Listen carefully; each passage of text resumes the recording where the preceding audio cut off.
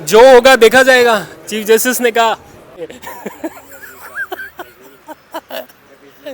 क्या कर क्या रहे हो? एक मिनट इधर आओ। आज तुम मेरे कलर वाला सूट पहन आए हो, ट्विनिंग हो गई है मान लिया, लेकिन तुम टकरे क्यों मार रहे हो इसके साथ? हैरान कुन चीज़ ये थी कि जब पाकिस्तान तहरीक इंसाफ के vice chairman Shah Mahmood Qureshi rostrum पर आए और उन्होंने टोटली एक और बात की और उन्होंने कहा कि जी और अंदर कमरा अदालत में क्या हुआ वो सब उन्होंने बताया। और हाँ, Mohsin oh sorry Umar sorry Mohsin Ijaz, okay okay okay okay नहीं ना, हाँ सॉरी ओके ओके ओके नहीं वो वैसे ही ज़रा क्या हो गया। ओके ओके तो बिठा के 14 मई का जो हुक्मनामा है, ये बड़ा खौफनाक एक्सीडेंट हुआ है जी, बिल्कुल सुप्रीम कोर्ट के सामने। बच गए। रेत लगी है, नहीं टच तो हुआ है अच्छा खासा।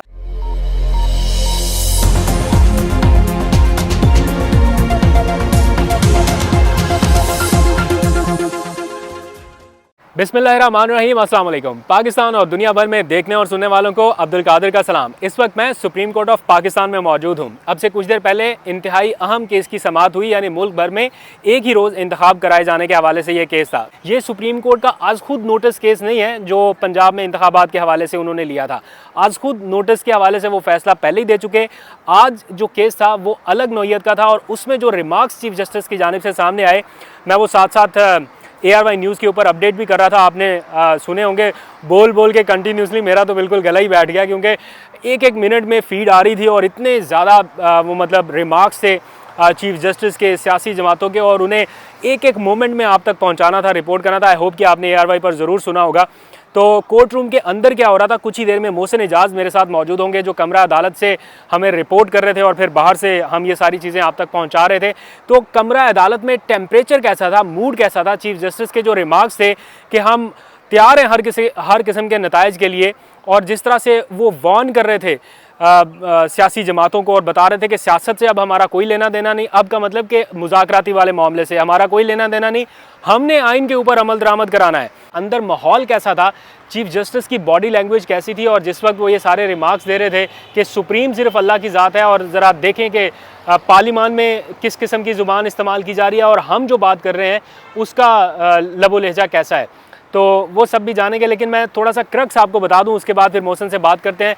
आज का क्रक्स ये है कि चीफ जस्टिस ऑफ पाकिस्तान ने उन तमाम अनासर को ये वाज़े पैगाम दिया है जो धमका रहे हैं कि कोई एग्जेक्टिव ऑर्डर ले आएंगे या बरतरफ कर दिया जाएगा, या उन्होंने कहा हम हर किस्म के नताइज के लिए तैयार हैं। जो कह रहे हैं कि जनाब सुप्रीम पार्लियामेंट है, कुछ कह रहे हैं सुप्रीम अदलिया है, आज उन्होंने कहा सुप्रीम सिर्फ अल्लाह की ज़ात है और हमने आईने पाकिस्तान की हिफाजत का हल्फ लिया है और हम अपने हल्फ की पासदारी कराएंगे। उन्होंने कह दिया कि मामला सियासी जो भी हो, हमें सियासत से कोई लेना देना नहीं, लेकिन आइन के ऊपर हर सूरत अमल दरामद कराएंगे। वाज़े अंदाज में कहा कि जंगों में भी इलेक्शन होते हैं। तुर्की की मिसाल देके कहा कि वहाँ ज़ल्ज़ले के दौरान इलेक्शन हुआ, तो फिर पाकिस्तान में इलेक्शन क्यों नहीं हो सकता।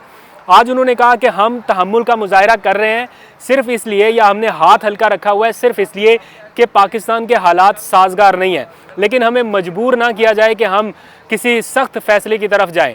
तो और भी बहुत कुछ उन्होंने कहा। सारे आज सियासी जमातों को सुना, शाह महमूद कुरैशी को सुना, जो ख्वाजा साद रफ़ीक है मुस्लिम लीग नून के, उनको सुना।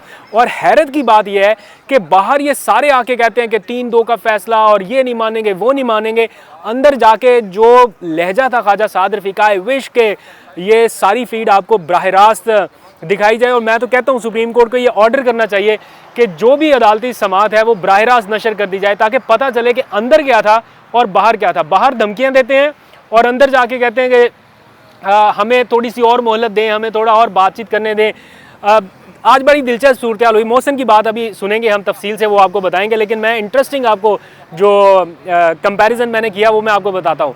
जो हुकूमत के वकला हैं जैसे फारूक एच नाइक है, वो कहते हैं कि जनाब 3 बातों पर इतफाक़ हो गया है हमारा, एक नुक्ते पर इतफाक़ रह गया, इसलिए मुज़ाकरात करने की हमें इजाज़त दी जाए, हमें मज़ीद वक्त दिया जाए। एक नुक्ता क्या है, 1 तारीख पर इंतखाब होना। जो असल मामला है उसके ऊपर इतफाक़ नहीं हुआ, बाकी मामलात पर इतफाक़ करके क्या करना। तो जनाब उन्होंने कहा कि हमें और मोहलत दी जाए, लेकिन उसी वक्त शाह महमूद कुरैशी ने रोस्टम पर आके कहा कि जनाब ये कोई मुज़ाकरात में संजीदा नहीं है, आप 14 मई के जो ऑर्डर हैं उसके ऊपर इम्प्लीमेंट कराएं, हम और कुछ नहीं चाहते, हमें इनके साथ मुज़ाकरात नहीं करने, ना हमें इसमें उलझाया जाए, बिकॉज़ ये वक्त का ज़िया है। हमने पूरी नीयत से इनके साथ बैठने की कोशिश की, लेकिन इन्होंने सिर्फ वक्त ज़ाया किया।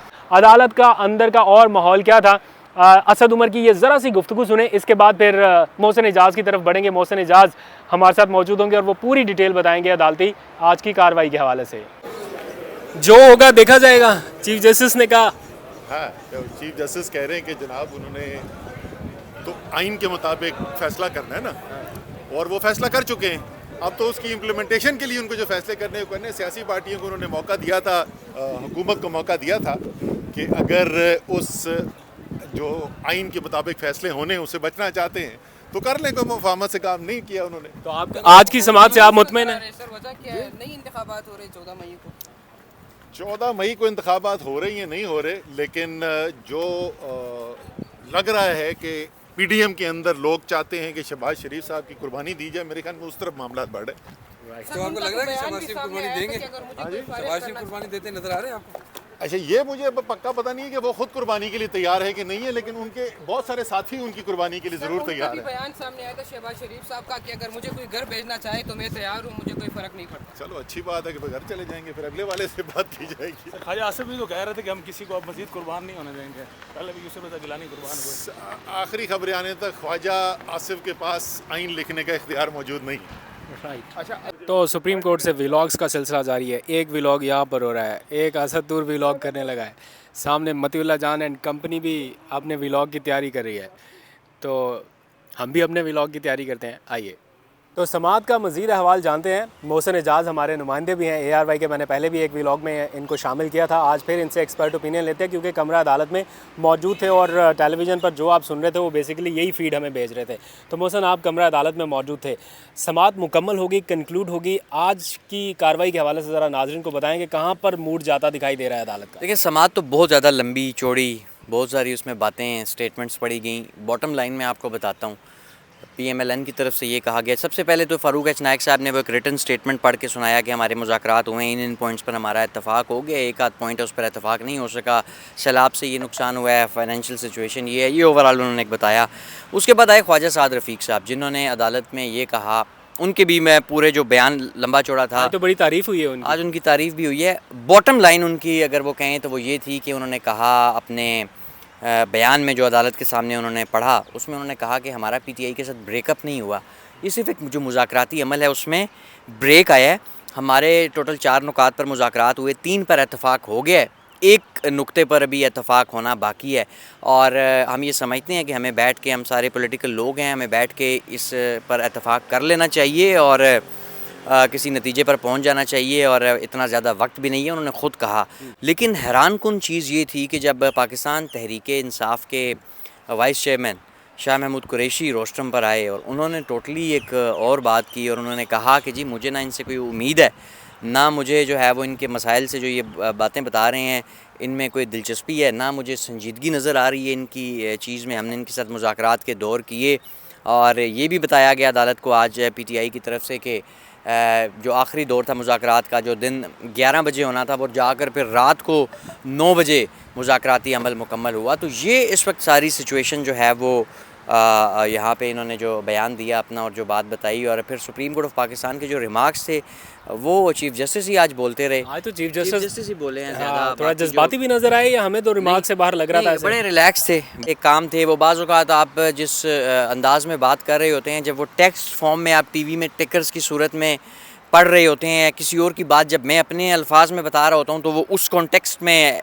एग्जैक्टली बाज़ औक़ात आप डिलीवर नहीं कर पाते, एक्सप्रेस नहीं कर पाते, तो बड़े रिलैक्स थे। हाँ, एक बात उन्होंने ज़रूर की, उन्होंने ये कहा कि जो सुप्रीम कोर्ट ऑफ पाकिस्तान में बात होती है, उन्होंने ख्वाजा साद रफ़ीक साहब की तारीफ़ भी की और बड़ी ज़बरदस्त बातें की। मैंने भी ख्वाजा साहब को सुना अंदर, उन्होंने बड़ी कंक्रीट बातें की। लेकिन हैरान कुन मेरे लिए भी, आप जैसे सब लोगों के लिए है कि अदालत के अंदर कोई और बात और बाहर वही 4-3, 5-2, 3-2, इतने मतलब इस तरह के पॉइंट्स पर वो बाहर बातें करते हैं।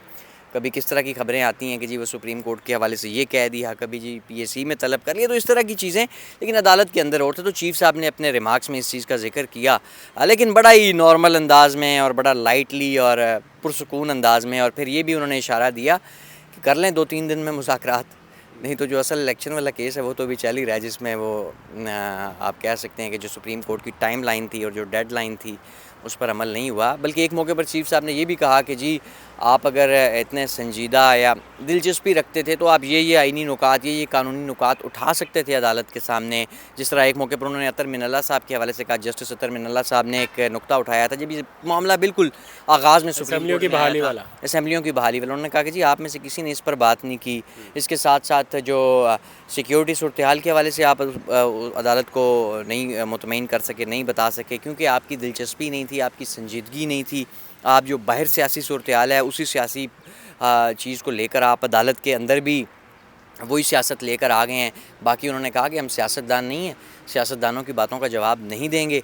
और एक चीज़ मैं बताऊं कि ये तमाम बातें बड़ी एक ठंडे माहौल में और अच्छे अंदाज में, ख्वाजा साद रफ़ीक साहब भी मौजूद थे, इसके साथ साथ फ़ारूक एच नायक पीपल्स पार्टी की तरफ से मौजूद थे, अटॉर्नी जनरल PTI के शाह महमूद कुरैशी के साथ फवाद चौधरी समेत दीगर लोग भी मौजूद। अदालत ये रिमार्क्स दे रही थी कि हम तहम्मुल का मुजाहरा कर रहे हैं, आइन के ऊपर हर हाल में अमल दरामद होगा, हम भी तैयार हैं किसी भी कुर्बानी के लिए, हम सिर्फ आइन को जवाब दें या आइन सिर्फ सुप्रीम सिर्फ अल्लाह है, वो उसका क्या कॉन्टेक्स्ट था वो जब चीफ ज़रा जज्बाती से रिमार्क्स उनके आ रहे थे? देखिए, चीफ जस्टिस ऑफ पाकिस्तान की जानिब से ये रिमार्क्स इस वजह से और इस मौके पर आए हैं कि चीफ साहब ने ये कहा कि एक तो उन्होंने जो मुल्क की सिक्योरिटी सूरत हाल पर से बात शुरू हुई और फिर उन्होंने हवाला दिया जो हमारे 8 जवान शहीद हुए हैं, फिर जो टीचर्स शहीद हुए उस वाक़े का भी ज़िक्र हुआ और उन्होंने खराज तहसीन भी पेश किया। और फिर उन्होंने कहा कि अगर वो कुर्बानी दे सकते हैं तो फिर हम भी कुर्बानी देने के लिए तैयार हैं, हमारे साथ उसके बाद जो मर्ज़ी हो। फिर जो हमारा ऑर्डर है ये नहीं है, जो आइन का